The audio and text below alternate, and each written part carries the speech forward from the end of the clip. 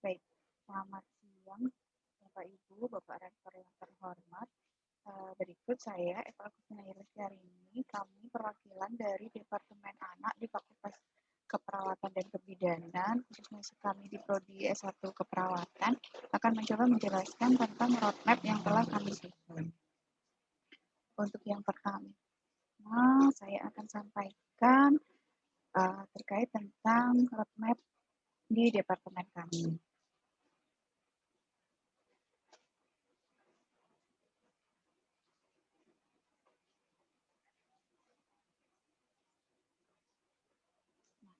Jadi berikut ini adalah roadmap untuk tiap departemen kami. Untuk penempatan kami sengaja belum tuliskan karena mengingat ada beberapa perubahan di kurikulum prodi S1 keperawatan sehingga ini untuk semesternya kami fleksibelkan dulu. Kalau sebenarnya yang sudah berjalan selama ini mata kuliah keperawatan anak terbagi atas dua, keperawatan anak 1 dan keperawatan anak 2. Kemudian mereka biasanya dimulai di semester 3 dan dilanjutkan di semester 4. Baik. Untuk yang pertama, saya akan bahas dulu terkait tentang keperawatan anak 1. Jadi keperawatan anak 1 ini, kami punya topik bahasan yang pertama, dan ini sudah bersinergi dengan soal-soal yang ada di uji kompetensi. Topik bahasan yang akan dibahas di anak 1 ini meliputi pertumbuhan perkembangan, pilot training, terapi bermain, hospitalisasi, komunikasi pada anak, imunisasi anak berkebutuhan khusus, kekerasan pada anak, nutrisi pada anak, sex education, dan MTBS. Oke, kemudian untuk praktikumnya, di sini kita punya pijat bayi, pemeriksaan fisik anak dan bayi, terapi bermain, imunisasi, SDIDTK. Adapun pengampu kami ada 3 orang, ada saya selaku Ketua Departemen, kemudian ada Bapak Heri Saputro, dan yang terakhir ada Ibu Intan Fajrin. Nah, kemudian rancangan kami untuk Kampus Merdeka, nanti ada yang pertama, nutrisi pada anak. Kemudian imunisasi dan komunikasi. Nah, untuk nutrisi pada anak ini nanti kita akan mengajarkan bisa di sekolah-sekolah ya, terutama sekolah yang masih ada anak-anak balita atau sekolah dengan anak-anak SD. Ini kita akan ajarkan untuk nutrisi pada anak. Kemudian untuk konsep imunisasi juga kita sampaikan dan juga tentang komunikasi pada keperawatan. Nah, untuk nutrisi pada anak, imunisasi dan komunikasi sebenarnya selain di kampus Merdeka juga bisa kita kolaborasikan dengan pihak pemberi layanan kesehatan, entah klinik, kemudian posyandu ataupun rumah sakit. Adapun untuk mekanisme tryout internal, kita belum tuliskan, tapi pada intinya di sini kita memberikan kesempatan mahasiswa untuk selalu ada tryout internal. Nah, tryout internal ini jadwalnya nanti akan menyesuaikan dari yang sudah dibagikan prodi. Kemudian di semester berikutnya sama penempatannya. Nah, ini ada mata kuliah keperawatan anak 2. Maaf, belum saya tuliskan. Ada mata kuliah keperawatan anak 2. Nah, untuk keperawatan anak 2 ini sebenarnya dia materinya lebih terfokus kepada ini keperawatan untuk balita dan neonatus. Nah, yang dengan gangguan kesehatan atau lebih mengupas tentang asuhan keperawatan. Yang sering jadi topik bahasan adalah kasus-kasus atau penyakit-penyakit yang sering kita temui ketika anak-anak clinical practice di rumah sakit. Di antaranya kejang demam, meningitis, GE, DHF tipoid, penyakit jantung bawaan, kelainan kongenital, icterus BBLR, asma, histrung epilepsi, megakolon, bronkopneumonia, prematuritas, dan diare. Untuk pengajarnya tetap saya, Pak Heri, dan Bu Intan. Adapun untuk praktikumnya, karena ini sudah lebih ke perawatan anak dengan gangguan fungsi kesehatan, maka untuk praktikumnya kita berikan pemberian obat pada anak, PMK atau KMC, kanguru method care, perawatan BBR, resusitasi neonatus. Kemudian untuk kampus merdekanya, nah ini yang adik-adik kita masukkan full magang seharusnya, karena mereka sudah harus menerapkan asuhan keperawatan. Untuk tryout-nya, otomatis mereka akan fokus menghadapi soal-soal yang banyak tentang asuhan keperawatan pada anak sakit. Itu yang di tahapan akademik, sementara yang berikutnya kita ada di tahapan profesi. Di tahapan profesi, otomatis untuk Departemen Keperawatan Anak, kompetensi yang diinginkan adalah aplikasi anak-anak, mahasiswa bisa mengaplikasikan keperawatan anak 1 dan keperawatan anak 2. Jadi bayi dan balita sehat dan juga bayi dan balita sakit. Kemudian untuk TO internalnya sama sesuai jadwal prodi. Nah, nanti akan ada tambahan tryout eksternal. Jadi mahasiswa wajib mengikuti tryout nasional yang diselenggarakan oleh IP. Adapun untuk pohon penelitian kami, ini ya, berikut kami sampaikan seperti ini, skop anak dengan Ini untuk yang rancangan penelitian ya, kita sudah coba gabungkan antara ASKEP, kemudian perawatan anak sehat, ini ya, perawatan anak berkebutuhan khusus, dan neonatus. Ini untuk pohon penelitiannya. Baik, saya akan lanjutkan dengan bagaimana kami menjabarkan terkait dengan visi misi kampus kita, yaitu 4G. Nah, berikut yang bisa saya sampaikan. Oke, nah bagaimana kami dari tim Departemen Anak ini ingin menunjang mahasiswa kami juga memiliki kemampuan 4G, seperti yang jadi visi misi kita. Nah, untuk 4G-nya sebenarnya untuk kasus dan lain sebagainya tetap sama ya, anak berkebutuhan khusus, neonatus, anak sehat, anak sakit sama. Ini yang lebih kita fokuskan adalah cara kami mencapai 4G. Untuk yang pertama, G yang pertama, dan ini pasti tujuan utama kita karena kami mata kuliah uji kompetensi, maka untuk good kompeten, otomatis yang akan kita lakukan nanti adalah untuk ASKEP kita akan banyak asah di skill laboratorium. Skill lab ini sebenarnya bukan hanya terkait tentang kompetensi, tentang skill saja ya, skill ketika di rumah sakit, tapi juga bagaimana mengaplikasikan asuhan keperawatan baik anak sehat maupun anak sakit. Kemudian tentunya setelah itu kita akan intens melakukan bimbingan. Mekanisme bimbingannya seperti yang sudah kita lakukan selama ini, baik secara nanti di akademik dan juga nanti ketika anak-anak magang atau praktek klinik. Kemudian yang paling penting terakhir, nah kita harus memberanikan anak-anak kita ini untuk tryout, mahasiswa ini untuk mengikuti tryout. Karena tryout ini kesempatan mereka untuk mengasah kognitifnya terkait tentang pengetahuan teoritis di keperawatan anak. Nah, kemudian untuk good English-nya, di sela-sela itu pastinya saat proses akademik dan profesi, nanti mahasiswa selalu ada tugas presentasi dan lain sebagainya. Nah, ketika presentasi, maka mereka wajib menyertakan jurnal-jurnal atau artikel yang sudah terpublikasi internasional, sehingga otomatis mereka akan terbiasa terpapar dengan istilah-istilah keperawatan anak dalam bahasa Inggris, seperti itu.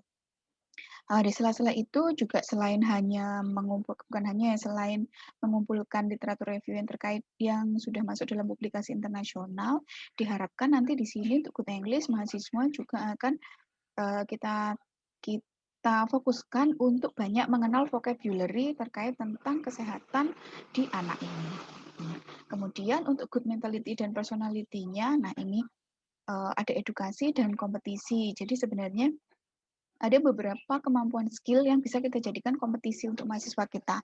Ada juga yang ini seperti pijat bayi, bisa kita adakan lomba. Kemudian untuk edukasi, nah tadi terkait dengan kampus mengajar, bisa kita kolaborasikan dengan kegiatan kampus mengajar, kampus merdeka.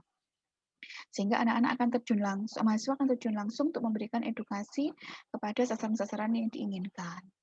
Kemudian untuk good placement preparation-nya, nah untuk mendukung supaya anak-anak ini nanti punya kemampuan sehingga kita ke mereka selesai pendidikan, mereka dipercaya punya keterampilan yang bagus di keperawatan anak ini, maka otomatis untuk good placement preparation-nya, nah anak-anak kita siapkan dengan beberapa pelatihan-pelatihan khusus yang saat ini sedang tren di keperawatan anak, di antaranya pelatihan resusitasi bayi dan anak. Mungkin sedikit berbeda dengan PTCLS, kalau resusitasi bayi dan anak ini, bayi terutama dilakukan setelah bayi lahir. Nah, ada tambahannya itu yang membedakan dengan PTCLS. Makanya akan lebih bagus kalau dispesifikan dengan pelatihan tersendiri.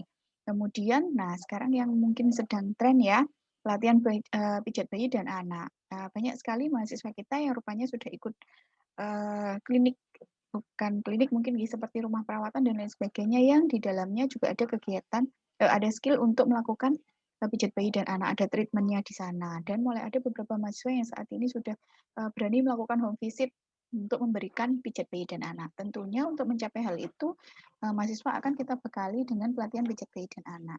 Dan yang terakhir, otomatis supaya mereka terbiasa dengan lahan kerja dan lain sebagainya, kegiatan magang tidak bisa kita lupakan. Ini terkait untuk strategi kami mencapai 4G. Kemudian bagaimana dengan roadmap penelitian kami ya, untuk roadmap kami di Departemen Anak ini dimulai di 2017 sebenarnya ya. Sudah kita mulai di 2017, kita ada sosialisasi, kemudian di 2018 kemarin kita banyak melakukan kegiatan-kegiatan yang sifatnya screening. Bisa dilihat dari beberapa penelitian yang kami hasilkan dan pengabdian masyarakat, kami lebih banyak melakukan screening untuk pemantauan status tumbuh kembang anak. Memang intinya masih ke status tumbuh kembang anak. Kemudian 2019 banyak diperkaya dengan pelatihan, ada pelatihan pijat bayi yang kemarin terakhir dilakukan. Kemudian 2020 kemarin kita harapannya pendampingan. Nah, mungkin yang terberat nanti di 2021 kita pengen ada modul yang kita hasilkan yang bisa mensupport teman-teman mahasiswa ini bukan hanya skill atau pengetahuan saja, tapi juga akan ini ya bersinergi dengan soal-soal uji kompetensi sehingga tidak ada lagi terpisah-pisah modul seperti yang kemarin hanya modul secara aplikasi ilmu di akademik, kemudian kita akan membuatkan lagi soal-soal uji kompetensi. Nah, kami berharap modul nanti di 2021 sudah satu paket, bisa penerapan untuk akademik, klinis, magang, dan juga untuk soal uji kompetensi. Tuh. Nah, kemudian untuk real rencana pembelajarannya sesuai dengan di tahapan akademik tadi, kita akan bagi dalam 2 ya. Nah, ini kami masih mengambil dari kurikulum yang selama ini berjalan untuk format rencana pembelajarannya. Berarti keperawatan anak 1 dia ada di semester 3 dan nanti satunya di semester berikutnya. Nah, karena tadi sesuai dengan sudah disebutkan, keperawatan anak 1 dia lebih banyak ke ini ya anak sehat, bayi dan anak sehat, maka memang di sini konsepnya yang masuk seperti yang sudah ada di roadmap departemen tadi, perspektif anak konteks keluarga, tren isu keperawatan anak, tumbuh kembang, kebutuhan nutrisi, teori model, mau tidak mau harus kita sampaikan. Kemudian nanti ada UTS. UTS ini yang mulai kita selingi soal-soal uji kompetensi atau beberapa soal yang sering keluar terkait dengan anak sehat, bayi dan anak sehat. Kemudian ada toilet training, komunikasi health promotion, dan lain sebagainya. Nah, kemudian untuk praktikumnya juga sama. Praktikumnya untuk yang menunjang nutrisi, kita ada antropometri, kemudian ada praktikum tumbuh kembang yang lain seperti DDST, kemudian screening KPSP, yang ini sudah kita lakukan sebenarnya ya, screening ini biasanya kita terapkan sambil pengabdian masyarakat. Kemudian imunisasi, lalu pemeriksaan fisik pada bayi dan anak. Kemudian mulai kita cicil pemberian prosedur pemberian obat pada bayi dan anak. Ini yang untuk keperawatan anak 1. Nah, untuk keperawatan anak 2, kita lebih spesifik ke anak sakit, bayi dan anak sakit. Nah, makanya di sini kami pecah menjadi 2 topik besar, neonatus dan anak sakit. Untuk neonatus atau kasus-kasus gangguan kesehatan yang sering muncul di bayi sakit, di bayi diantaranya asfiksia, terutama neonatus ini kan dia bayi baru lahir sampai dengan usia 30 hari. Ada asfiksia, ada respiratory distress syndrome, ada hiperbilirubin, ada BBLR, dan prematuritas. Sementara untuk anak sakit, kita akan pecah menjadi sistem-sistem. Nah, sistem ini adalah yang sering terjadi di rumah sakit, sehingga harapannya ketika kita memberikan materi ini, anak sudah bersinergi. Dapat materi ini, dapat kasus di rumah sakit, dan otomatis akan bisa diaplikasikan untuk menyelesaikan soal-soal uji kompetensi. Untuk sistem yang terganggu, biasanya paling sering pada anak adalah sistem persyarapan, kemudian ada pernafasan, kardiovaskuler, pencernaan, kemudian perkemihan, sistem imun dan hematologi, muskuloskeletal, penyakit tropik menular. Jadi dia bukan sistem imun, tetapi ini ya, tidak bisa dikategorikan ke dalam sistem apapun, tetapi penyakit tropik menular ini adalah beberapa penyakit yang didapat karena environment, cuaca, dan lain sebagainya, seperti diare, kemudian campak, DHF, seperti itu. Kemudian gangguan di sistem penginderaan, endokrin. Untuk UTS dan UAS-nya tetap kita terapkan model-model soal, ini sudah mulai masuk ke ASKEP. Nah, ASKEP-ASKEP ini kita contohkan dengan mengambil soal-soal uji kompetensi yang sering keluar. Barangkali itu yang bisa kami sampaikan untuk presentasi dari tim Departemen Anak. Terima kasih banyak atas perhatiannya. Mohon masukan dan sarannya. Jika ada kekurangan dan tutur kata, kami mohon maaf yang sebesar-besarnya. Saya akhiri. Sekali lagi terima kasih banyak atas perhatiannya. Selamat siang. Assalamualaikum warahmatullahi wabarakatuh.